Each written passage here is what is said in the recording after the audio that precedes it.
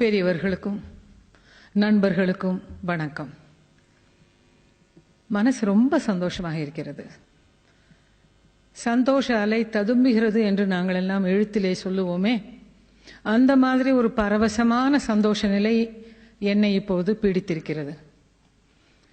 Singapore தமிழர்களிடையே இப்படி ஒரு சிந்தனையை பரிமாறிக்கொள்ள, கருத்து பரிமாற்றம் செய்ய எங்களை அழைத்திருப்பது ரொம்ப ஒரு அர்த்தமுள்ள காரியமாக எனக்கு படுகிறது. இந்த சூழலை பாருங்கள். இந்த மாதிரி ஒரு ஆடிட்டோரியத்தில் நான் அது வரைக்கும் இந்தியாவில் சென்னையில் பேசினதே இல்லை. ஒரு பியூட்டிஃபுல் ஆடிட்டோரியம். இதோட சூழல், இந்த மாதிரி ஒரு ஸ்டேஜ் டெக்கர், இப்படி ஒரு அக்கூஸ்டிக்ஸ் என்று சொல்லக்கூடிய இந்த மைக், இதோடைய ஒலியுடைய தரம் எல்லாமே ரொம்ப சிறப்பாக இருக்கிறது. இங்கு வந்ததற்காக, என்னை இந்த கருத்தரங்கிலே பகிர்ந்து கொள்ள அழைத்ததற்காக வேல்யூ இன்டர்நேஷனல் நிறுவனத்திற்கும் அதன் தலைவர் திரு பிரகாஷ், இதர நண்பர்களுக்கும் முதலில் என்னுடைய நன்றியை தெரிவித்துக் கொள்கிறேன். சரியாக 45 நிமிடங்கள் பேச வேண்டும் என்று சொல்லியிருக்கிறார்கள். 45 நிமிடம் சரியாக என்று சொல்லும்போது எனக்கு ஒரு குட்டி கதை ஞாபகத்துக்கு வருகிறது. ஒரு பெரிய பணக்காரர் ஒரு ஊரில் இருந்தார். பணம் இருந்த காரணத்தினால் அவர் அரசியலிலே புகுந்தார். அரசியலில் புகுந்த பிறகு பணக்காரராக இருந்ததுனால தேர்தலில் நின்று ஜெயித்து அவர் மந்திரியாகவும் ஆகிவிட்டார். இந்த மாதிரி ஒரு அறிஞர்கள் நிறைந்த ஒரு சபையிலே அவர் உரையாற்ற வேண்டி இருந்தது. ஆனா இந்த அமைச்சர்களுக்கெல்லாம் கவலையே இல்லை. ஏனென்றால் அவர்களுக்கெல்லாம் கோஸ்ட் ரைட்டர்ஸ் என்று சொல்லக்கூடிய எழுத்தாளர்கள் இருப்பார்கள். அவங்க எழுதி கொடுத்து விடுவார்கள். உதவியாளர்கள் இருப்பார்கள்.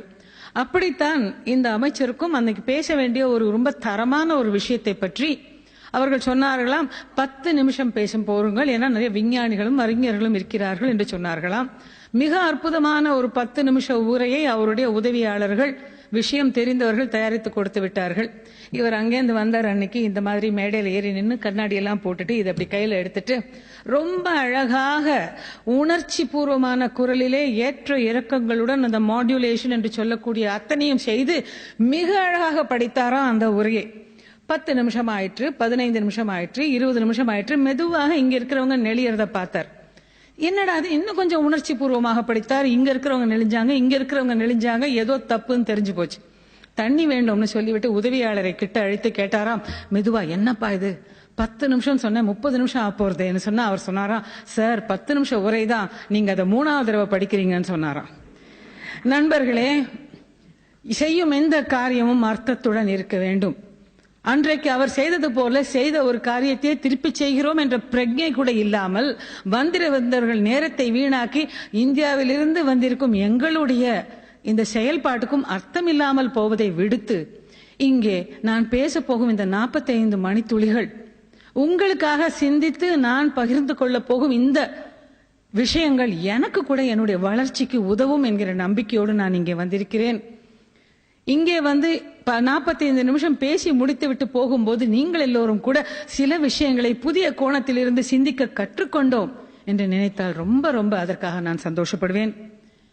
உன்னை அறிந்தால் நீ உன்னை அறிந்தால், அந்த பாட்டு வேட்டைக்காரனிலே வரும். திரு எம்ஜிஆர் அவர்களால் மிகவும் பிரபலமாக பாடப்பட்டு எல்லோருமே இன்னைக்கு கூட ரொம்ப அழகாக அது ஒரு விரும்பி கேட்கும் ஒரு பாடல்.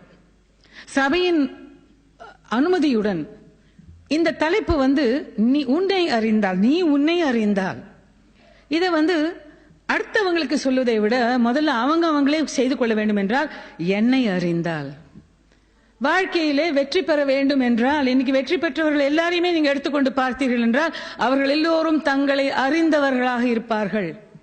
அவர்கள் எல்லோருமே கடுமையான உழைப்பாளிகளாக இருப்பார்கள்.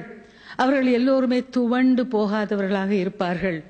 வெற்றியை கண்டு தலைக்கு அது கிரீடம் சூடிக்கொண்டு அது போதை தரவும் விடமாட்டார்கள். தோல்வியை கண்டு உடைந்து போய் ஐயோ நான் இப்படி இருக்கிறேனே என்ற சுய பச்சாதாபத்தில் அழவும் மாட்டார்கள். ஆக என்னை அறிந்தால், இங்க இருக்கிற ஒத்தத்திற்கும் நான் என்னை அறிந்தால் எனக்கு நான் என்னவெல்லாம் நான் உணர்த்தி கொள்வேனோ, எனக்கு என்னவெல்லாம் என்னுடைய வெற்றிக்கு, என் வளர்ச்சிக்கு, ஒரு மனித நேயத்தோடு கூடிய அந்த ஹோலிஸ்டிக் டெவலப்மெண்ட் என்று சொல்லக்கூடிய முழுமையான வளர்ச்சிக்கு எதெல்லாம் எனக்கு இத்தனை வருடங்களாக உதவி இருக்கின்றன என்று நான் நினைக்கிறேனோ, உதவும் என்று நான் கடைபிடிக்க விரும்புகிறேனோ, அதையெல்லாம் உங்களோடு பகிர்ந்து கொள்ள விரும்புகிறேன். உங்களுக்கும் அது உதவியாக இருக்கும் என்ற நம்பிக்கை எனக்கு நிறைய இருக்கிறது. டாக்டர் டயர் என்று மேலை நாட்டிலே ஒரு அறிஞர் இருக்கிறார். இந்த டாக்டர் டயர் என்ன அழகாக சில கருத்துக்களை சொல்லியிருக்கிறார் என்றால், அதுல ஒன்று ரொம்ப முக்கியமானது, எனக்கு பிடித்தது. பல பட்டங்களை பெற்ற ஒருவனை விட, அதாவது PhDs, MA, MSc, FRCS, என்ன பட்டவனா இருக்கட்டும், எல்லா பட்டங்களையும் பெற்று அந்த அகாடமிக்கலி குவாலிஃபைட் படிப்பு மூலமாக மிக மிக உயர்ந்த இடத்திலே இருக்கும் ஒருவர் தன்னுடைய வாழ்க்கைக்கு, தன்னுடைய நித்தியப்படி நிம்மதிக்கு எது வேண்டும் எது வேண்டாம் என்று தீர்மானிக்க அவருக்கு தெரியவில்லை என்றால், அவரை விட படிக்காத ஒரு சாமானியன் எனக்கு இது வேண்டும் இது வேண்டாம், இது என் நிம்மதியை குலைக்கும், அதனால் இது வேண்டாம் என்று தெரிந்தவனாக இருந்தால், அந்த மெத்த படித்த அறிவாளியை விட இந்த சாதாரண மனிதன் நிச்சயமாக புத்திசாலி என்று சொல்கிறார். த பிராக்டிக்கல் இன்டெலிஜென்ஸ் என்று நாம் சொல்லுவோம். வாழ்க்கையிலே சில பேர் இருக்காங்க, சர்க்கரை நோய் இருக்கும், நிறைய சர்க்கரை ஸ்வீட்டை தின்னுட்டு ஐயோ இன்னைக்கு சர்க்கரை நோய் ஜாஸ்தியா எடுத்தும்பாங்க. இது தவறு.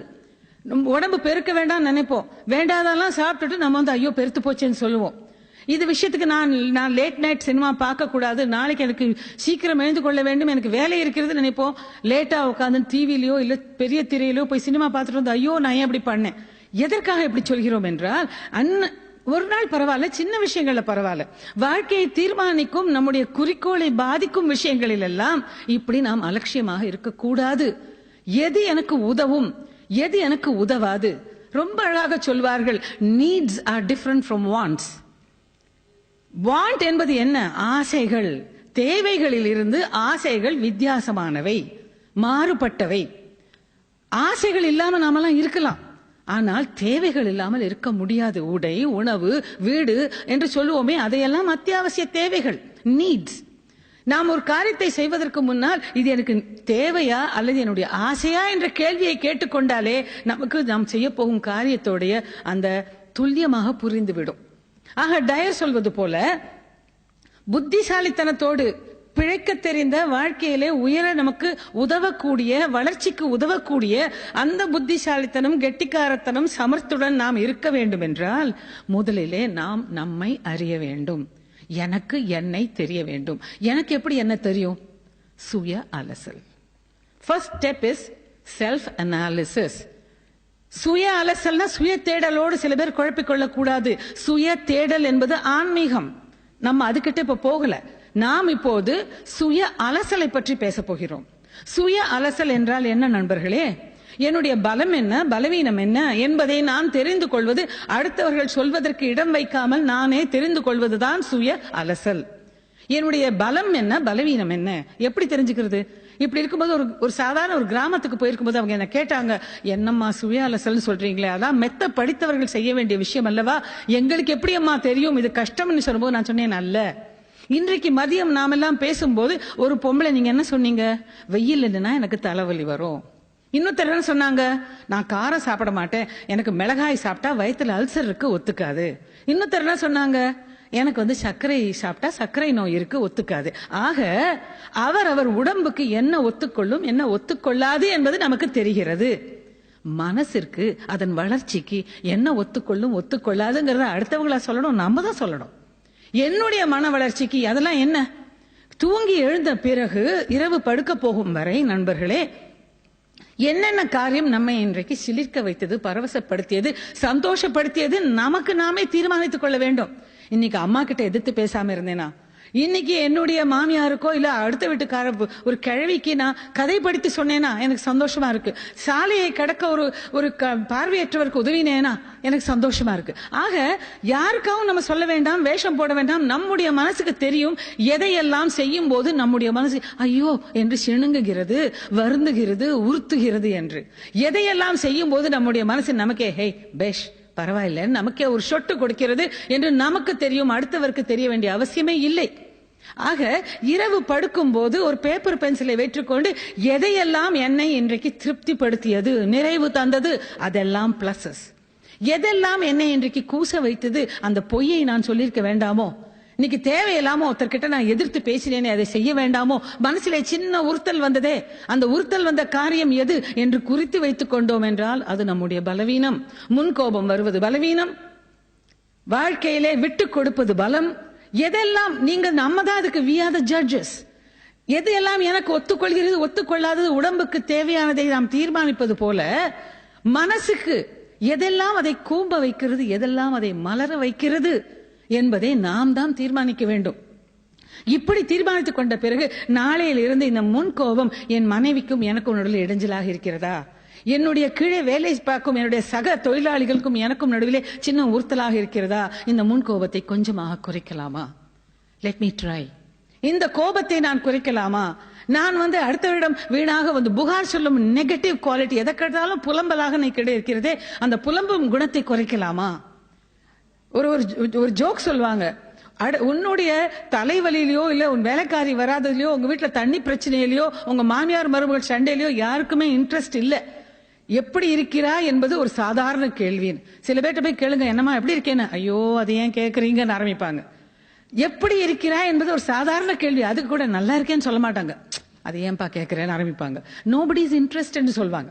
ஆக எதற்காக இத்தனை சொல்கிறேன் என்றால், அந்த சுய அலசல் மூலம் பலம் என்ன பலவீனம் என்ன என்பதை புரிந்து கொண்டு அதை புள்ளி குத்தி பலத்தை வளர்க்கவும் பலவீனத்தை குறைக்கவும் நான் முயற்சி செய்வேன் என்று உறுதிமொழி எடுத்துக்கொண்டால், நண்பர்களே நிச்சயமாக சொல்கிறேன், 10 வருஷங்களுக்கு முன்னால் மதர் தெரசாவையும் இந்திரா காந்தியும் நான் பேட்டி கண்ட பிறகு ஒரு ஈழ பத்திரிகை என்னை அடுத்து நீங்கள் யாரை சந்திக்க இருக்கிறீர்கள், ஆவலாக இருக்கிறீர்கள் என்று கேட்டார்கள்.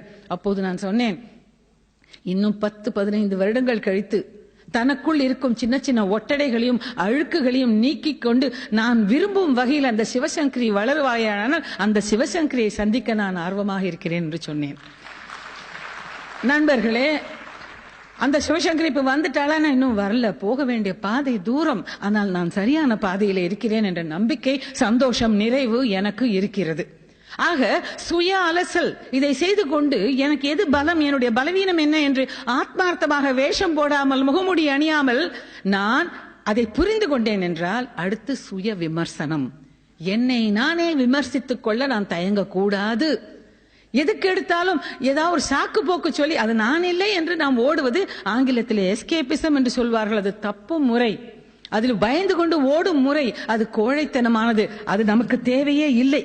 ஆக இந்த சுய அலசல் சுய விமர்சனம் செய்து கொண்டு இன்றிலிருந்து 5 வருஷம், இது மந்திரத்துல மாங்காய் விளையாது நண்பர்களே, கீரை போட்டா கூட 45 நாள் காத்துட்டு இருக்க வேண்டியிருக்கு. நாம் எல்லாம் மிகப்பெரிய ஆலமரத்துக்கு ஆசைப்படுகிறோம், அதனால் நாம் காத்திருக்க வேண்டும். இன்றைக்கு ஆரம்பித்தோம் என்றால் சுய அலசல் சுய விமர்சனம் செய்து கொண்டு நம்முடைய குறைகளை குறைத்துக் கொண்டு நிறைகளை வளர்த்துக் கொள்ளும் முயற்சியிலே நாம் தீவிரமாக இறங்கினோம் என்றால், நிச்சயமாக சொல்கிறேன், இன்றிலிருந்து 6வது மாசம் ஒரு சின்ன மலர்ச்சி உங்களுக்குள்ள வரும். யாரெல்லாம் இப்படி சுய விமர்சனம் செய்து கொண்டு சுய அலசல் செய்து கொண்டு உண்மையாக முயற்சி செய்கிறார்களோ, என்னையும் சேர்த்து நான் சொல்கிறேன், என்னுடைய முன்கோபம் குறைந்திருக்கிறது. நான் இன்னும் ஒரு நல்ல எஜமானியாக நான் ஆயிருக்கிறேன், நல்ல சிநேகிதியாக நான் ஆயிருக்கிறேன், நல்ல மனுஷியாக நான் வளர்ந்திருக்கிறேன். சுய அலசல் சுய விமர்சனம். இந்த சுய அலசல் சுய விமர்சனம் செய்து கொண்டு வளர விரும்புவர்கள் முக்கியமாக சாக்கு சொல்வதை நிறுத்த வேண்டும். அது என்ன சாக்கு சொல்றது? ஏன் உங்க நாடு இப்படி இருக்குன்னு கேட்டா, அது நாங்க காரணம் இல்லைங்க, அரசியல்வாதிங்க. உங்க தெரு ஏன் இப்படி இருக்கு, ஏன் கேக்குறீங்க, கார்பரேஷன் முனிசிபாலிட்டி மோசங்க. ஆக நீ ஏன் அப்படி இருக்க, என் புருஷன் எனக்கு இடமே கொடுக்க மாட்டேங்கிறாரு, எனக்கு எழுதணும்னு ஆசை, பாடணும்னு ஆசை, ஆனா எங்க வீட்டுல எங்க மாமியார் விட மாட்டேங்கிறாங்க, புருஷன் விட மாட்டேங்கிறாங்க. ஏன் சார் நீங்க எப்படி இருக்கீங்கன்னா, வீட்டுல பொண்டாட்டி ரோதனை சார், ஒண்ணுமே முடியல, அதனால நினைச்சது ஒன்னும் பண்ண முடியல. எதுக்கு எடுத்தாலும் நாம எல்லாம் சாக்கு சொல்கிறோம், we give excuses. இந்த மாதிரி சாக்கு சொல்லிக் கொண்டே இருந்தால் வாழ்க்கையிலே வளர நினைப்பவர்களுக்கு இது கண்டிப்பாக உதவாது என்பதற்கு ஒரு அழகான நான் பார்த்த ஒரு உதாரணத்தை சொல்ல விரும்புகிறேன். ஜே கிருஷ்ணமூர்த்தி, JK என்று அறியப்படும் வேதாந்தி அற்புதமான மனிதர். ஒரு வெள்ளை புறா மாதிரி இருப்பார்.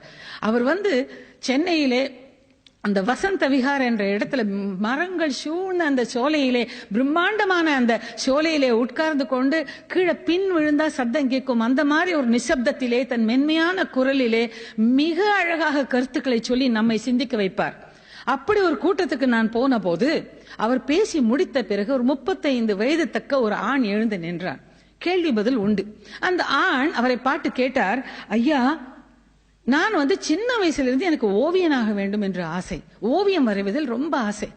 ஸ்கூலில் இருக்கும்போது அதுவே வரைந்து கொண்டிருப்பேன். ஆனா எல்லாரும் என்ன சொன்னாங்க, பெரியவங்க ஓவியத்திலேயே புத்தி போடாதே, படிக்கணும் என்றார்கள். நான் நன்றாக படித்தேன். பள்ளி முடித்த பிறகு ஒரு கல்லூரியில் சேரு, ஒரு ப்ரொஃபஷனல் கோர்ஸ் செய், அப்போதான் உனக்கு நல்ல வாழ்க்கையில உயர வேலை கிடைக்கும். நாங்க படித்தேன், அதையும் முடித்தேன். நல்ல வேலையில் அமர்ந்து கை நிறைய சம்பாதி, அப்போதான் வாழ்க்கையிலே வசதிகள் எல்லாம் வரும் என்றார்கள், செய்தேன். கல்யாணம் செய்து கொள், மனைவியோடு இரு, வாழ்க்கை சந்தோஷமாக இருக்கும் என்றார்கள், அதையும் செய்தேன். ஐயா, நான் பள்ளியிலே படித்து, கல்லூரியிலே படித்து, வேலையை பார்த்து, கல்யாணமாகி இப்பொழுது எனக்கு வயது 35. என்றைக்கு நான் என் மனம் விரும்பும் அந்த காரியத்தை, ஓவியத்தை செய்ய போகிறேன்? ஏன் நான் அடுத்தவர்களுக்காகவே வாழ்ந்து கொண்டிருக்கிறேன்? எனக்காக நான் வாழ்வது எப்போது என்று ஒரு கேள்வியை கேட்டார். நிஜமாக சொல்கிறேன் நண்பர்களே, நமக்குள்ள எல்லாருக்குள்ளயுமே இந்த கேள்வி வரும். எதுக்காக நான் அடுத்தவர்களுக்காக வாழ்ந்து கொண்டிருக்கிறேன்? எனக்காக, எனக்கு பிடித்ததே செய்ய எனக்கு உரிமை இல்லையா? எனக்கு அதுக்கு வாய்ப்பே இல்லையாங்கிற நம்ம நிறைய பேர் இந்த கேள்வியை கேட்டிருக்கிறோம். அந்த கேள்வியை அந்த இளைஞன் அன்று கேட்டபோது அங்கே இருந்த பலரில் நானும், ஆஹா, நான் கேட்க வேண்டிய கேள்வி கேட்கிறாரேன். அப்போது அந்த ஜே கிருஷ்ணமூர்த்தி அவனை பார்த்து புன்னகைத்தார். புன்னகைத்துட்டு கேட்டார், இளைஞனே, நீ தூக்கம் வரும்போது தூங்குகிறாயா? அவன் கேட்டதுக்கும் இதுக்கு என்ன சம்மதம் எங்களுக்கெல்லாம் புரியல. அந்த இளைஞனும் விழித்துக் கொண்டே, ஆமாம் ஐயா, தூங்குகிறேன். பசிக்கும் போதெல்லாம் சாப்பிடுகிறாயா? ஆமாம் ஐயா, சாப்பிடுகிறேன். உன்னுடைய பசி வந்தால் நீ சாப்பிடுகிறாய், தூக்கம் வந்தால் தூங்குகிறாய். உண்மையான உணர்வு போல ஓவியம் வரைய வேண்டும் என்ற உணர்வும் உண்மையாக இருந்ததென்றால் நீ ஓவியம் வரைந்திருப்பாய். சாக்கு சொல்லதை நிறுத்திக்கொள் என்று சொன்னார். அதாவது அந்த if the urge is true you would have done it என்று சொன்னார் அவர். நாம என்ன செய்கிறோம்? நாம் செய்ய வேண்டிய சில காரியத்துக்கெல்லாம் நான் ஏன் செய்யலைங்கிறதுக்காக அடுத்தவர்களை சொல்கிறோம். அடுத்தவர்களை குறை சொல்வதனால், சாக்கு சொல்வதனால் I am not taking the responsibility. நான் பொறுப்புகளை ஏற்க கற்க வேண்டும். நண்பர்களே, முதலில் சுய அலசல் செய்ய வேண்டும், பின்னர் சுய விமர்சனம் செய்ய வேண்டும், பிறகு பொறுப்புகளை ஏற்க பழக வேண்டும். அதாவது ரெஸ்பான்சிபிலிட்டிஸ். ஒரு பிரஜையாக, ஒரு நபராக நாம் செய்ய வேண்டிய, ஏற்க வேண்டிய பொறுப்புகள் நமக்கு ஏராளமாக இருக்கின்றன. இதையெல்லாம் தட்டி கழிக்க இதற்கு நான் காரணமில்லை என்பது மனசுக்கு ஒரு நிம்மதியை கொடுக்குமோ என்னமோ, ஆனால் அதற்கு நாமும் காரணம். நாட்டிலே ஊழல் மெலிந்து விட்டதா? நாட்டிலே தேசபக்தி குறைந்து விட்டதா? நம்முடைய பண்பாடு, கலாச்சாரம் குழந்தைகளிடம் குறைந்து விட்டதா? UCLA என்பது ஒரு மிகப்பெரிய சர்வ கலாசாலை அமெரிக்காவில், உங்களுக்கு தெரியும். அந்த UCLAயில் ஒரே ஆய்வை 2 தடவை செய்தார்கள். 30 வருடங்களுக்கு முன்னால் அங்கு படித்து விட்டு வெளியே போன மாணவ மாணவியை அழைத்து, உங்கள் வாழ்க்கை எப்படி இருக்க வேண்டும் என்று நீங்கள் ஆசைப்படுகிறீர்கள் என்று கேட்டபோது கொஞ்சம் யோஜனை பண்ணிவிட்டு அந்த மாணவர்கள் எல்லாம் சொன்னார்களாம், எங்கள் வாழ்க்கை அர்த்தமுள்ளதாக இருக்க வேண்டும், we want to lead a meaningful life என்று சொன்னார்களாம். 3 வருடங்களுக்கு முன்னால் இதே கேள்வியை படித்துவிட்டு வெளியே போகும் மாணவ மாணவியை கேட்டபோது கொஞ்சம் கூட யோசிக்காமல், நாங்கள் வசதியான வாழ்க்கை வாழ வேண்டும், we want to lead a comfortable life என்று சொன்னார்களாம். இந்த ஆய்வை பிரசுரித்திருக்கும் ஸ்பான் பத்திரிகை இந்த ஆய்வை வெளியிட்டு விட்டு ஒரு கேள்வியை எழுப்பி இருக்கிறது. 30 வருஷங்களுக்கு முன்னால் அர்த்தமுள்ள வாழ்க்கை வாழ வேண்டும் என்று நினைத்த மாணவ சமுதாயம், இளைய சமுதாயம் இன்றைக்கு வசதியாக வாழ வேண்டும் என்று கேட்கிறார்களே. this shift from meaningful life to materialistic life ஏன் வந்தது என்று சொல்லும் போது நல்ல முன் உதாரணங்கள் நாட்டிலே, உலக அளவிலே குறைந்து கொண்டு வருவதுதான் என்று சொல்கிறார்கள்.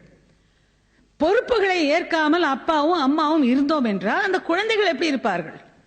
நம்முடைய இளைய சமுதாயம் எப்படி இருக்கும்?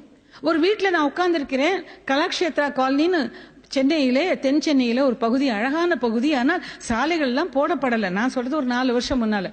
குண்டும் குழியுமாக இருந்த அந்த சாலையிலே பெரிய வீடு, புல்வெளியில சேரை போட்டுக்கொண்டு அந்த நண்பரும் நானும் உட்கார்ந்து இருக்கிறோம். அந்த வீட்டு வாசல்ல அந்த ரோடு மோசமாக இருந்ததுனால் சிலர் அந்த வழியாக போற ஒரு சைக்கிள்ல போன குழந்தை தடுக்கி விழுந்தது, ஒரு வயசான கிழவி தடுக்கி விழுந்தாங்க. உடனே இந்த பணக்காரர் இருக்கிறாரே, பெரிய வீடும் லானுமாக புல்வெளியுமாக இருக்கும் அந்த வசதியாக வாழ்க்கை வாழும் அந்த பெரியவர் என்கிட்ட சொல்றார், பாத்தீங்களா, கார்பரேஷனுக்கு டாக்ஸ் கட்ட என்ன பிரயோஜனம்? இந்த கார்பரேஷன் காரங்களாம் நிக்க வச்சு உதைக்கணும், ரோடு எப்படி இருக்கு பாருங்க. அப்போ நான் சொன்னேன், இதுக்கு நமக்கு தீர்வு காண முடியாதான்? அப்போ அவர் சொன்ன, என்ன பண்ண சொல்றீங்க? 10,000 ரூபாய் செலவு என்ன ரோடு போட சொல்றீங்களா? இல்ல, அவர் பெரிய பணக்காரர், வசதி இருக்கிறவர். இல்லாதவங்களால கூட 2 கூடை மண்ணை எடுத்து அந்த குழிக்குள்ள போட்டா ஒரு தீர்வு. Short term solution. எதுக்குமே, எந்த பிரச்சனைக்குமே குறுகிய கால தீர்வு, நெடுந்தூர தீர்வு. Short term solution and long term solution. Long term solution, corporation 10 பேரை அழைத்து கொண்டு போய் கேட்டு அவங்களை சாலை போட வைப்பது நம்முடைய உரிமை. ஆனால் அதற்கு முன்னால் அதை குறை சொல்லிக் கொண்டு, இதுக்கு நான் காரணம் இல்லை, இது மோசம் வெறும் எதிர்மறை பேச்சுக்களாக பேசிக் கொண்டிருப்பதால் யாருக்கு என்ன லாபம் நண்பர்களே? அதுல ஒரு கூட மண் அவர் தோட்டக்காரனை போட சொல்லலாம், அவர் போட வேண்டாம். ஏன் வசதி இருப்பவர்கள் கூட ஏன் சில காரணங்களை சில பொறுப்புகளை நாம் எடுக்க மாட்டேங்கிறோம்? யாராவது வந்து வாழைப்பழத்தை உரிச்சு வாயில போடணும்னு எதிர்பார்க்கிறோமே தவிர, யாராவது அவங்க வந்து அவங்களால கெட்டுப்பட்ட அவங்க வந்து சரியான புத்தி சொல்லலை. ஏன் ஒருத்தர் புத்தி சொல்லணும்? இப்ப நான் நெருப்பை பார்த்து குழு குழு என்று இருக்கும் போய் அணைத்துக்கொள் என்று சொன்னால் எத்தனை பேர் தயாராக இருக்கிறீர்கள்? இல்ல, அதுக்கெல்லாம் நமக்கு தெரியும். ஆனால் எதுக்கெல்லாம் நாம் சாக்கு சொல்ல விரும்புகிறோமோ அதற்கெல்லாம் நாம் அடுத்தவர் மேல் பழியை போட விரும்புகிறோம். அடுத்தவர் மேல் பழியை போடாமல் இது நானும் இதற்கு பொறுப்பு என்று எப்போது பொறுப்பை ஏற்க ஒருவர் முன் வருகிறோமோ அவர்கள் வாழ்க்கையிலே முன்னேறுவார்கள். I am also equally responsible. இந்த சமுதாயத்திலே அங்கம் வகிக்கும் ஒரு நபராக, பிரஜையாக, இந்த சமுதாயத்தின் சீர்கேடுகளுக்கெல்லாம் எனக்கும் ஒரு பங்கு இருக்கிறது என்பதை நாம் உணர வேண்டும். அப்படி உணரும் போதுதான் தனி மனிதராக கூட நாம் பல விதங்களிலும் வெற்றி காண இந்த மனோபாவம் நமக்கு உதவும். முக்கியமாக காரியங்களை செய்ய துவங்கும் முன் சுய அலசல், சுய விமர்சனத்தை முடித்த பிறகு, பொறுப்புகளை ஏற்க முன் வந்த பிறகு ஒரு காரியம் செய்ய வேண்டும் என்றால் அதை எப்படி செய்ய வேண்டும், எப்படி வெற்றி அடைவது? முதலாவது நமக்கு சுய அலசல் செய்துட்டோம். நான் வந்து யாராவது வந்து நான் 10 அடி தாண்டுவேன் அப்படின்னு என்றால், யாரோ வந்து இல்ல ஆஹா சிவசங்கரி உங்களை மாதிரி முடியுமா, 20 அடி நீங்க தாண்டலாம், நான் தாண்டினேன்னா அவங்க பேச்சு நம்ம என் காலை உடைச்சுப்பேன். எனக்கு என்று ஒரு வரைமுறை இருக்கிறது. 12 அடிக்கு நான் தாண்ட முயற்சிக்கலாம், 13 அடியை என்னுடைய குறிக்கோளாக வைத்துக் கொள்ளலாம். 12 அடிக்கு வந்த பிறகு நான் 14 அடி 16 அடி போகலாம். அதுதான் நியாயம், அதுதான் நடைமுறைக்கு ஏற்றது. இது இந்த தன்னம்பிக்கை, சுய அலசல், பொறுப்புகளை ஏற்பது இது வந்த பிறகு என்னால் என்ன முடியாது, நான் எங்கே இருக்கிறேன், எங்கே போக விரும்புகிறேன், என்ன மாதிரி ஒரு பாதையை தேர்ந்தெடுக்கிறேன், இதெல்லாம் நம்ம பிளான் பண்ண வேண்டும், திட்டமிட வேண்டும். முதலாவது செய்ய போகும் காரியத்தை சரியாக புரிந்து கொள்ளல். நேற்று கூட நான் சொல்லிட்டு இருந்தேன், தெரிந்து கொள்வது வேறு, புரிந்து கொள்வது வேறு. We know many things, but how many things we understand? இந்த காதல காட்டு அந்த காதல விட்டுட்டு இருக்கோம். பல விஷயங்கள் நமக்கு தெரியும், ஆனால் உள்வாங்கிக் கொண்டு அதை புரிந்து கொண்டு, அதை அசிமிலேஷன் என்று சொல்வார்களே, கிரகித்து கொண்டு உள்வாங்கிக் கொண்டு எத்தனை பேர் அந்த காரியத்தில் இறங்குகிறோம்? அங்குதான் வெற்றி அடைபவர்களுக்கும் அடையாதவர்களுக்கும் மாபெரும் வித்தியாசம் வருகிறது. எப்படி ஒரு காரியம் செய்ய போகிறோம் என்றால் அதை எப்படி நாம அதை முழுமையாக பார்க்கிறோம் என்பதற்கு ஒரு குட்டி கதை சொல்கிறேன். ஒரு ராஜா ராணி இருந்தார்கள். அந்த நாட்டிலே தலைமை அமைச்சர் பதவி ஒரு ராஜா வந்து தனக்கு ரொம்ப நம்பிக்கை இருக்கிறவர் ஒருத்தருக்கு கொடுத்தார். இந்த ராணிக்கு ரொம்ப வருத்தம். ஏன்னா அவருடைய தம்பி, அவருக்கு தலைமை அமைச்சர் பதவி கொடுக்கணும். இவர் எவ்வளவு சிபாரிசு பண்ணி கூட ராணி பேச்சை காதல் வாங்காமல் ராஜா தனக்கு யாரை தேர்ந்தெடுக்க விரும்பினாரோ அவரை தேர்ந்தெடுத்துட்டார். ராணிக்கு வருத்தம் என்பது அவருக்கு தெரியும். ராணிக்கு புரிய வைக்க வேண்டும் என்பதற்காக ஒரு நாள் உப்பரிகையிலே அமர்ந்திருக்கும் போது தூரத்திலே ஒரு கூட்டம் போயிற்று. உடனே ராணியின் தம்பியை அழைத்து, அப்பா அதோ ஒரு கூட்டம் போகிறது, அது என்னவென்று கேட்டுக்கொண்டு வான்னு அமைச்சார். அவர் ஒரே ஓட்டமா ஓடிட்டார். அவர் ஓடின பிறகு தலைமை அமைச்சரையும் அழைத்து, அமைச்சரே அதோ ஒரு கூட்டம் போகிறது, அது என்ன என்று கேட்டு வாருங்கள். போன 2 நிமிஷத்துல இந்த ராணியோட தம்பி ஓடி வந்துட்டார். அரசே, அவங்க வந்து ஒரு திருமண கூட்டம், திருமண பார்ட்டி. ஓ, எந்த ஊர்ல இருந்து வந்திருக்காங்க? உடனே திரும்பி ஓடினார். திரும்பி போயிட்டு திரும்பி 5 நிமிஷத்துல ஓடி வந்து, அரசே அவங்க வந்து சென்னையில இருந்து போயிட்டு இருக்காங்க. ஓ, எங்க போறாங்க? திருப்பி ஓடினார். திருப்பி போய், அரசே அவங்க வந்து விழுப்புரத்துக்கு போறாங்க. இந்த மாதிரி ஒரு 3 தடவை 4 தடவை எதுக்கு போறாங்க, யாரு என்னங்கிறது 4 தடவை 6 தடவை போன பிறகு ராணிக்கு ரொம்ப கோவம் வந்துருது. என்ன விளையாடுறீங்களா? என் தம்பி எவ்வளவு சிரத்தையாக ஓடி ஓடி கேட்டு வரான், அவனை நான் அலைச்சல் அழைக்கிறீங்க. உங்க அமைச்சர் போனவர் இன்னும் வர காணும், 1/2 மணி ஆச்சு, என்ன நீங்க ஏன் இவனை மட்டும் இப்படி சோதிக்கிறீங்கன்னு கேட்ட போது, கொஞ்சம் இருன்னு. கொஞ்ச நாளில அந்த அமைச்சர், தலைமை அமைச்சர் வந்தார். வந்த உடனே என்னன்னு அவர் கேட்ட உடனே, ஐயா அது ஒரு திருமண கூட்டம், சென்னையிலிருந்து அவங்க விழுப்புரம் போறாங்க, முந்தா நான் கல்யாணம் ஆயிற்று, நாளன்னைக்கு அங்க ஒரு ரிசப்ஷன் இருக்கு, அவங்க வந்து இந்த வியாபாரம் செய்யறாங்க, அந்த கூட்டத்துல மொத்தம் 25 பேர் இருக்காங்க, பிள்ளைக்கு இந்த வயசு, பெண்ணுக்கு இந்த வயசு, பிள்ளை இது செய்கிறாரு, கம்ப்ளீட் ஹிஸ்டரி, அந்த ஜாதகத்தையே கொடுப்பது என்று சொன்னாரே, அப்படி சொன்னாராம். அப்போ ராஜா சொன்னாராம், இதுதான் தலைமை அமைச்சராக அவரை ஆக்கி இருக்கிறது, உன் தம்பிக்கு ஏன் ஆக முடியாது. ஆக எந்த ஒரு காரியத்தை செய்தாலும் நண்பர்களே முழுமையாக தெரிந்து கொள்ள வேண்டும். உடனே காதல வாங்கி கொண்டு ஓடக்கூடாது. அதை காதல் வாங்கி அவங்க என்னத்தை சொல்ல, அந்த ரூமுக்கு போயினா சில பேர் போயிடுவாங்க. அந்த ரூம்ல போய் என்ன எடுத்துட்டு வரணும், வாழ்க்கையில பல விஷயங்களை நாம் முழுமையாக தெரிந்து கொள்ள மாட்டேங்கிறோம். அந்த முழுமையாக தெரியும் போது இன்னும் கொஞ்சம் கவனிப்போடு தெரிந்து கொள்ள வேண்டும். அடுத்தது வருவது அப்சர்வேஷன். எந்த காரியத்தையும் நீங்க எப்படி எழுத்தாளராக இருக்கீங்கன்னு யாராவது கேட்டா நான் சொல்வேன், நீங்க பாக்குற அதே விஷயத்தை தான் நாங்களும் பாக்குறோம். ஆனால் எங்களுடைய கவனிப்பு தன்மை கொஞ்சம் விசாலமாக இருக்கிறது. இந்த கையை உங்கள் முன்னால் நீட்டுகிறேன் நண்பர்களே. நீங்கள் நகத்தை பார்க்கவில்லை, நான் பார்க்கிறேன். அதனால் என்ன சொல்வார்கள் எல்லாரும்? there is another angle of looking at a thing. ஒரு பொருளை பார்ப்பதற்கு இன்னொரு கோணம் என்று சொல்வார்கள். ஆனால் நான் கேட்கிறேன், இந்த கை இந்த பக்கம் தானா? இந்த பக்கம் மேல கீழே எத்தனை கோணங்கள்? இந்த அத்தனை கோணங்களில் இருந்தும் பார்த்தால் தானே இந்த கையை நான் முழுமையாக பார்த்திருக்கிறேன் என்று சொல்ல முடியும். ஒரு பக்கத்திலிருந்து பார்த்து விட்டு தீர்ப்பளிக்கும் விதமாக ஜட்ஜ்மெண்டலாக நாம் நடந்து கொள்வதுதான் வாழ்க்கையிலே நம்மை முன்னேற்ற விடாமல் தடுக்கிறது. அவர் மோசம், இவர் நல்லவர் எப்படி சொல்ல முடிகிறது? ஒருத்தர் என்ன கேட்பாங்க, அவரோட பழகுறிய, அவரை பத்தி நான் அபிப்பிராயம் சொல்லு. நான் சொல்லுவேன், எப்படி நான் சொல்ல முடியும்? அவரை நான் 2 தடவை தான் பார்த்திருக்கேன். பார்த்த வரைக்கும் அவரை பிடித்திருக்கிறது. ஆனால் இன்னும் பழகி பார்த்து பேசி கேட்டு அவருடைய கருத்துக்களை எல்லாம் நான் தெரிந்து கொள்ளாமல் நான் எப்படி அபிப்பிராயம் சொல்ல முடியும்? ஆக விஷயங்களை அப்சர்வேஷன், முழுமையாக கவனித்தல், பூரணமாக ஆழமாக கவனித்தல். இன்னொன்று, எப்பவுமே விழித்துக் கொண்டிருக்கணும். கண், காது, ஹிருதயம் முக்கியமாக இதயத்தை திறந்து வைத்துக் கொள்ள வேண்டும். ஒட்டடை இல்லாமல் காற்றோட்டத்தோடு அது வெளிச்சத்தோடு இருக்கிற மாதிரி புழுக்கம் இல்லாமல் நம்முடைய இதயத்தை வைத்துக் கொள்ளும் போது நாம் பல இடங்களிலிருந்து விஷயங்களை கிரகிக்க முடிகிறது. உங்களுக்கு தெரியும் இல்லையா, மழை துளி சூடான ஒரு கல்லுல, இது வேதத்துல சொல்லியிருக்காங்க, ஒரு மழை துளி ஒரு சூடான கல்லுல விழும்போது என்ன ஆகுது? ஒரு செகண்ட் நொடியில அப்படியே ஆவியாக போய்விடுகிறது. அதே மழை துளி ஒரு தாமரை இலையிலே விழும்போது என்ன ஆகிறது? அந்த தாமரை இலையிலே பட்டும் படாமலும் இருந்து விட்டு காத்து வரும்போதெல்லாம் அப்படியே ஆடிக்கொண்டிருந்து விட்டு வேகமாக ஒரு காற்று அடிக்கும் போது உருண்டு கீழே விழுகிறது. இதே மழை துளி ஒரு திறந்திருக்கும் சிப்பிக்குள்ளே போய் விழும்போது என்னாகிறது? முத்தாகிறது. ஆக சொல்லும் சொல் ஒன்றுதான். அதை யார் எப்படி எடுத்துக்கொள்கிறோம் என்பதுதான் ரொம்ப முக்கியமானது. நாம் முத்தை உற்பத்தி செய்யும் சிப்பியாக இருக்க போகிறோமா, இல்லது இந்த பாறாங்கல்லாக இருந்து தண்ணியை எதற்கும் பிரயோஜனம் இல்லாமல் ஆவியாக்கி விடுவதாக அதுவராக இருக்க போகிறோமா? இது அந்த அப்சர்வேஷன் என்று நான் சொன்னேன், கவனிப்பு தன்மை. இது இதுக்கு ரொம்ப பங்களிப்பு செய்கிறது. திரும்பி ஒரு கதைக்கே போகலாம். ஒரு காட்டுக்குள்ள ஒரு அறிவாளி ஒருத்தர் வெளியூர்ல உட்கார்ந்துட்டு இருந்தார். அப்ப அந்த வழியா ஒருத்தர் கேட்டானா, ஐயா என் ஒட்டகம் இந்த வழியா போச்சா, காணாம போச்சு, இந்த வழியா போச்சா, பாத்தீங்களா? இந்த மனிதர் அறிவாளி இப்படி பார்த்துட்டு, உன்னோட ஒட்டகத்துக்கு பின்னால இடது கால் ஒண்ணு ஊனமா? ஐயோ ஆமா ஐயா. திருப்பி கொஞ்ச நேரம் இப்படி பார்த்துட்டு, அதுக்கு வலது கண் பார்வை மந்தப்பட்டிருக்குமா? ஐயோ ஆமாயா. நான் பாக்கலப்பா, அது இந்த வழியா போயிருக்கும் நினைக்கிறேன், போய் பாருன்னாராம். இவனுக்கு சந்தேகம், இவ்வளவு கரெக்டா இடது கால் ஊனம்னு சொல்றாரு, வலது கண்ணு ஊனம்னு சொல்றாருன்னு சொல்லிட்டு ராஜாட்ட போய் சொல்லிட்டானா, ஐயா அங்க ஒருத்தர் உட்கார்ந்துட்டு இருக்காரு, கரெக்டா எல்லாம் சொல்றாரு, ஆனாக்கா நான் உன் வட்டகத்தை பார்க்கவே இல்லைங்கிறாரு. ராஜாக்கு ரொம்ப ஆச்சரியமா இருந்தான். வந்தாராம், கேட்டாராம், எதனால அப்படி சொல்றீங்க?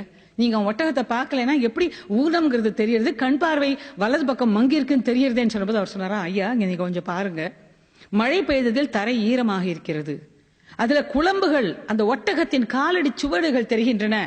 3 குழம்புகளை விட இடது பக்கம் பின்னங்கால் அழுந்தி இருக்கிறது. அதனால நான் நினைக்கிறேன் அதுக்கு தாங்கி அது நடக்கும். இடது பின்னங்கால் ஊனம் என்று நினைக்கிறேன். இந்த பக்கம் பாருங்க, புல்லெல்லாம் பச்சுன்னு வலது பக்கம் அப்படியே இருக்கு. ஆனா இடது பக்கம் உள்ள புல்கள் எல்லாம் தின்னப்பட்டிருக்கின்றன. வலது பக்கம் புல்ல அது கவனிக்கல, அதனால வலது கண்ணுல ஊனம்னு நினைக்கிறேன், அதனால நான் கேட்டேன்னு சொன்னாராம். அரசர் அதை உடனே பாராட்டி அவருக்கு பதவி கொடுத்தாராம். இது ஷியர் அப்சர்வேஷன்.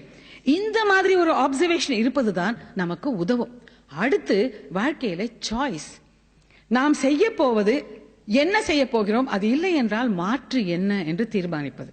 முதலிலே முழுமையாக தெரிந்து கொள்வது, கவனித்தலோடு தெரிந்து கொள்வது. அடுத்து நம்ம மாற்று என்ன? இப்போ நம்ம டாக்டருக்கு படிக்கிறோம்னு ஆசைப்படுறோம், சீட் கிடைக்கல, உடஞ்சு உட்கார முடியுமா? மாற்று என்னன்னு பாக்குறோம். இந்த மாற்றுங்கும் போது சுவாமி சுத்தானந்தா அடிக்கடி ரொம்ப நல்லா சொல்லுவாரு, மாற்றுங்கிறது எல்லா விஷயத்திலும் வாழ்க்கையில இருக்கு, சின்னதுல இருந்து பெருசு வரைக்கும். இப்போ நான் சாலையில இந்த பக்கம் நிக்கிறேன், அந்த பக்கம் சாலையை கடந்து நான் பஸ் பிடிக்கணும். இதுல என்னெல்லாம் நடக்க வாய்ப்பு இருக்கிறது? நான் சாலையை ஒழுங்கா கடந்து போய் பஸ் பிடிக்கிற ஒரு வாய்ப்பு இருக்கு.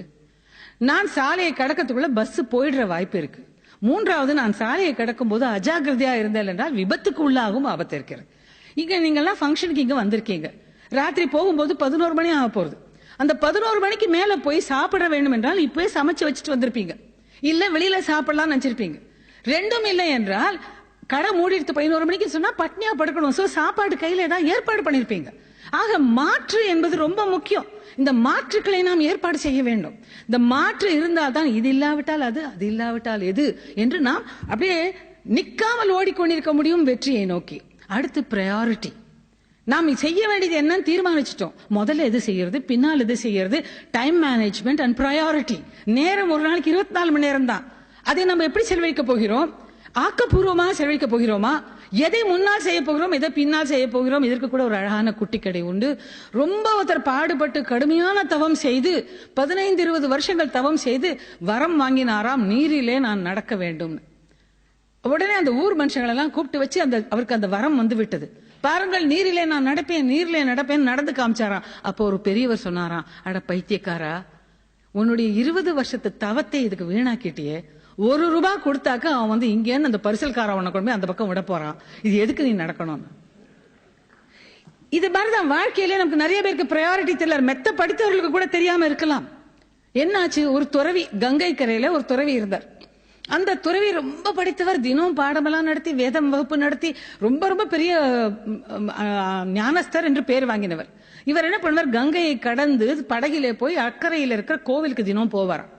இப்படி இருக்கும்போது ஒரு நாளைக்கு அந்த படகுக்காரன் அவர் கேட்டார், இதெல்லாம் ராமகிருஷ்ண பரமஹம்சர் கதைகள், நீங்க எல்லாம் தெரிஞ்சிருக்கலாம், உங்களுக்கு தெரியாதவங்களுக்கா சுருக்கமா சொல்றேன். ஏன்பா? அந்த படகுக்காரனை கேட்டார். அப்படி ரொம்ப ஜாலியா உட்காந்துட்டு காத்தடிச்சது, ஜம்முன்னு ரொம்ப நல்லா இருந்தது. அந்த பயணத்தை அனுபவித்தபடி அவர் கேட்டாராம், ஏன்பா உனக்கு சாஸ்திரம் எல்லாம் தெரியுமான்னு கேட்டார். ஐயோ எனக்கு எங்க தெரியும்னா. வேதம் பத்தியாவது தெரியுமா? ஐயோ அதெல்லாம் என்னங்க தெரியாது. ஏன்பா ராமாயண மகாபாரதமா தெரியுமா? ஐயோ எனக்கெல்லாம் எங்கங்க நேரம் அப்படின்னு சொல்லிட்டு அவன் அப்படி கொஞ்சம் சங்கடப்பட்டுட்டு, ஐயா சாமிஜி உங்களை ஒண்ணு பதில் கேட்கிறேன், உங்களுக்கு நீஞ்ச தெரியுமான்னு கேட்டான். ஏன்பா கேட்கறதுக்குள்ள படகு ஓட்டையா போயிடுது அப்படின்னு சொல்லிட்டு கவுந்தர போறது படகு காப்பாத்திக்கோங்கன்னு குதிச்சுட்டு போயிட்டான். இது எதுக்கு சொல்கிறேன் என்றால், அந்த நதிக்கரையிலே அவர் இருக்கிறார், தினம் அந்த நதியை கடந்து போகிறார். ஆனாலும் நீச்சலை பத்தி நினைவே இல்லாமல் இருந்து எவன் ஒருத்தன் தன்னுடைய அந்த முதல்ல டயர் சொன்ன வாதம் இங்க வருது பாருங்க. மெத்த படித்தவர்களை விட தனக்கு எது வேண்டும் வேண்டாம் என்பதில் தெரிதல் துல்லியமாக யாரெல்லாம் அப்படி ஒரு நிதானமான பக்குவத்தோடு செயல்படுகிறார்களோ அவர்களெல்லாம் வாழ்க்கையிலே கண்டிப்பாக வெற்றி அடைவார்கள். கடைசியாக எதிர்பாராத விளைவுகள். நாம் ஒரு காரியம் நினைக்கிறோம், நல்ல சுய அலசல், பொறுமையோடு, ஆழ்ந்த சிந்தனையோடு, ஆப்சர்வேஷனோடு, திட்டமிடுதலோடு காரியத்தை பண்றோம். ஆனாலும் கூட நம்மை மீறி சில சமயம் விஷயங்கள் நடக்கின்றன. இயற்கையோடு நம்மோடு போராட முடியாது, முரண்ட முடியாது. என்னுடைய சிநேகிதி இருந்தாங்க, மணிமேகலைன்னு பேர். நல்ல வசதியான குடும்பம். அவங்களுக்கு 35 வயசு இருக்கும்போது ஒரு நாளைக்கு திடீரென்று அவருடைய கணவருக்கு லங்குல கேன்சர்னு வந்துடுச்சு. இன்னும் 2 அல்லது 3 வருஷம் தான் அவர் உயிரோட இருப்பாருங்கிற நிலையில SLC கூட படிக்காத அந்த மணிமேகலையை கூப்பிட்டு உட்கார வைத்து, பெரிய ஃபேக்டரி இருந்தது அவங்களுக்கு. அந்த அம்மா அழ அழ அழ அந்த ஃபேக்டரி நிர்வாகம் பூரா கத்து கொடுத்ததுல 3 வருஷம் கழிச்சு அவர் இறந்த போது அந்த அம்மா அவ்வளவு கெட்டிக்காரி ஆயிட்டாங்க. வேற வழி. என்னுடைய கணவர் இறந்த போது எனக்கு ஒண்ணுமே தெரியாது. எனக்கு என்ன எப்படி வாழ்க்கை, நம்ம வீட்டுல நிறைய பொம்பளை அப்படி சொல்லுவோம்ல, எனக்கு செக் எழுத கூட தெரியாதுன்னு பெருமையா சொல்லுவோம். எப்படி ஆண்கள் வந்து எனக்கு காஃபி போட கூட தெரியாதுன்னு பெருமையா சொல்றாங்களோ, இதெல்லாம் நிஜம், வீட்டுக்கு வீடு நடக்கிறது. என்னுடைய கணவர் இறந்து போய் எனக்கு எங்க ஃபேக்டரி பத்தி ஒண்ணும் தெரியல, எனக்கு கணக்கு வழக்குகள் ஒண்ணும் தெரியல, ஒண்ணுமே தெரியல. ஆனா எங்க மாமனார் என்ன செஞ்சாரு, அந்த வருஷம் ஆடிட்டரோட உட்கார்ந்த போது வா நீ வந்து உட்காருன்னாரு. நான் அழுதேன், எனக்கு கணக்கு வழக்கெல்லாம் பிடிக்காது, என்ன விட்டுருங்கோ, எனக்கு வேண்டாம். அப்ப எங்க மாமனார் சொல்ற, முடியாது, இதுதான் யதார்த்தம், இதுதான் நிஜம், நீ கற்றுக்கொள்ள வேண்டும், உன்னுடைய எதிர்காலத்தை நீயே சமாளிக்க வேணும்னார். 2 வருஷங்க. அது ஒண்ணு பிரம்ம வித்தை இல்ல, எல்லாத்தையும் என்னால பண்ண முடிஞ்சது. எதுக்கு இதை சொல்கிறேன் என்றால், நமக்கு எதிர்பாராத விபத்துக்கள், கண்டின்ஜென்சிஸ் என்று சொல்வோம், திருப்பங்கள் வரும்போது வாழ்க்கையிலே இடிந்து போகாமல், உடைந்து போகாமல், ஐயோ நான் இப்படி ஆயிட்டேனேங்கிற சுய பச்சாபத்தாவிலே மிதக்காமல் நாம் கண்டிப்பாக அதை எதிர்நோக்கினோம் என்றால், காலாய் நெருகே வாடா உன்னை காலால் மிதிக்கிறேன் என்று பாரதி சொன்னது போல, நிச்சயமாக எந்த சந்தர்ப்பத்திலும் நம்மால் கண்டிப்பாக கண்டிப்பாக காரியத்தை வெற்றிகரமாக செய்ய முடியும். இன்னும் கடைசியாக ஒன்றை சொல்லிவிட்டு என் உரையை முடிக்கிறேன். லேட்ரல் திங்கிங் என்று ஒன்று உண்டு. அதாவது எதுவுமே நடக்காத சமயத்திலே ஏதாவது ஒரு விதத்துல புது கண்ணோட்டத்திலிருந்து சிந்திப்பதற்கு பேர் தான் லேட்ரல் திங்கிங். இது பிசினஸ் மேனேஜ்மெண்ட்ல ரொம்ப ரொம்ப பெரிய முக்கியமான வார்த்தை. இது கூட நம்ம வாழ்க்கையிலே நமக்கு அடிப்படையாக வேணும். ஏன்னா பல மூட நம்பிக்கை, பலவிதமான நம்பிக்கைகள், மைண்ட் கண்டிஷனிங், மூளை சலவை செய்யப்பட்டு நாமெல்லாம் பல விஷயங்கள் அப்படியே இறுகி போய் ஃப்ரோசன் ஃப்ரீசர்ல வச்ச ஒரு பதார்த்தம் மாதிரி நம்ம இருக்கிறோம். சோ அதை தா பண்ணுவது போல சில விஷயங்கள் நமக்கு வேண்டும். இப்போ ஃப்ரீசர்ல ஒரு சாமான் இருக்குன்னா இல்லத்தரசிகளுக்கு எல்லாருக்கும் தெரியும், அதை சமைக்கிறதுக்கு முன்னாடி என்ன பண்ணுவோம், ரூம் டெம்பரேச்சருக்கு கொண்டு வருவோம். அதுக்கு பேர் தான் தாயிங்னு பேர். அதே போல நம்முடைய புத்தியும் அப்படி செய்யணும். லேட்ரல் திங்கிங் என்பது என்ன? ரொம்ப அழகாக அகேன் ஒரு ஆங்கில பத்திரிகையிலே படித்தேன். கிரைஸ்லர் கம்பெனி வண்டிக்காரர்கள் வண்டி செய்த போது அவருக்கு ஒரு புது வண்டியை செய்து அவங்க அந்த ஒரு மாடலை பண்ணி வைத்த போது ஒரு ரொம்ப ஒரு வினோதமான ஒரு கடிதம் அந்த மேனேஜிங் டைரக்டருக்கு வந்தது. என்னவென்றால், நான் புது கார் வாங்கியிருக்கேன், இந்த காரை இந்த சூப்பர் மார்க்கெட்டுக்கு எடுத்துட்டு போய் நான் ஐஸ்கிரீம் வாங்குவேன். வெனிலா ஐஸ்கிரீம் எப்பெல்லாம் வாங்குறேனோ அப்பெல்லாம் என் கார் ஸ்டார்ட் ஆக மாட்டேங்குது. சாக்லேட் வாங்கினா ஸ்டார்ட் ஆகுது, ஸ்ட்ராபெரி வாங்கினா ஸ்டார்ட் ஆகுது, வெனிலா வாங்கினா மட்டும் ஸ்டார்ட் ஆகல. இது என்னது? இது யாரோ சொல்றாங்க, இது வந்து ஏதோ மாயம் இருக்கு, அதுல ஏதோ பில்லி சூன்யம் மாதிரி இருக்கு, ஏதோ ஒன்னு இருக்குங்கிற. இந்த மேனேஜிங் டைரக்டருக்கு புரியல, இது எப்படி இருக்க முடியும்? தன்னோட ஒரு இன்ஜினியரை அனுப்பி இது என்ன, இது வந்து பிராக்டிக்கல் நம்ம பார்க்கக்கூடிய செய்முறைக்கெல்லாம் அப்பால் பட்டு இருக்கிறதே, அதனால் போய் என்னவென்று பாருங்கள் என்று சொன்னார். அவர் போனார். 3 நாள் விடாம முதல் நாள் வெனிலா வாங்கினாங்க, ஸ்டார்ட் ஆகல. அப்புறம் தள்ளி ஸ்டார்ட் பண்ணிட்டு 2ஆம் நாள் போய் சாக்லேட் வாங்கினாங்க, 3ஆம் நாள் போய் ஸ்ட்ராபெரி வாங்கினாங்க. அதே சூப்பர் மார்க்கெட்ல 2 நாள் ஸ்டார்ட் ஆயிடுச்சு. 4ஆம் நாள் வெனிலா வாங்கும்போது திரும்பி ஸ்டார்ட் ஆகல. இது வந்து உண்மையான நம் சம்பவம் நண்பர்களே, இது வந்து கதை இல்லை. உடனே இந்த என்ஜினியர் யோசிச்சார், இது என்ன? நேரத்தை குறித்து கொண்டு பார்த்த போது அந்த சூப்பர் மார்க்கெட்ல வெனிலாக்கு ரொம்ப டிமாண்ட். அதனால வெனிலாவை முன்னால கடையில முதல்லயே வச்சிருக்காங்க ஐஸ்கிரீம். பாக்கி வெரைட்டி எல்லாம் பின்னால இருக்கு. அது பனி பிரதேசம் உள்ள ஊர். அதனால கார் ஓட்டி கொண்டு வந்த உடனே அங்க வேப்பர் லாக், அந்த ஆவி வந்து கார்ல லாக் ஆயிடுமா அந்த பனி பிரதேசத்துல. கொஞ்சம் சில நிமிஷங்கள் போனாதான் அந்த லாக் விட்டு கொடுக்குமா. இது வெனிலா ஐஸ்கிரீம் கிட்டத்திலே இருக்கிறதால உடனே வாங்கி கொண்டு அவர் வந்ததால அந்த லாக் விடுபடத்துக்கு முன்னாடி வந்துடுறார். வேற சாக்லேட் அண்ட் அதர் வெரைட்டிஸ் வாங்கும்போது பின்னால போய் வாங்கிட்டு வரதுனால அதுக்குள்ள அந்த கார் அந்த லாக் விட்டு போயிடுறதாம். சோ இந்த மாதிரி லேட்ரல் திங்கிங், இதையெல்லாம் நம்முடைய வாழ்க்கையிலே நாம் கடைபிடித்தோம் என்றால் நண்பர்களே, நிச்சயமாக வெற்றி நமக்கு. மூடத்தனத்தாலும் சில தேவையில்லாத நம்பிக்கைகளும் நம்மை கட்டி போடுவதனால் சங்கிலிகளாக உட்கார்ந்து இருக்கிறோம். எல்லாமே சின்ன நூல் கண்டு, நமக்கு எல்லாமே தெரியும் நினைக்காதீங்க. மிக படித்த மெத்த புத்திசாலி ஒருவன் தன் நண்பர்கள் கிட்ட, அதோ பாரு ஒருத்தன் வரான் பாரு, அவன் சரியான இடியட் மரமண்ட, அவனை மடையங்கிறதா நிரூபிக்கிறேன் பாருன்னு சொல்லிட்டு கிட்ட வந்தோடனே தன்னுடைய சிநேகிதர்கள் எல்லாம் சுற்றி இருக்கும் போது சொன்னானா, ஏன்பா இப்போ உன் காதுகளை நான் வெட்டி விடுகிறேன், என்ன ஆகும்னு கேட்டார். உடனே இந்த மண்டு என்று சொல்லப்பட்டால் இப்படி மூச்சிட்டு, என்னால பார்க்க முடியாது. உடனே எல்லாரும் சிரிச்சாங்களாம். பத்தியா, நான் சொன்னேன் பத்தியா, அவன் ஒரு மடையான் முட்டாள்னு. திருப்பி கேட்கிறேன், ஏண்டா உன் காதை வெட்டினா என்ன ஆகும்? என்னால பார்க்க முடியாது.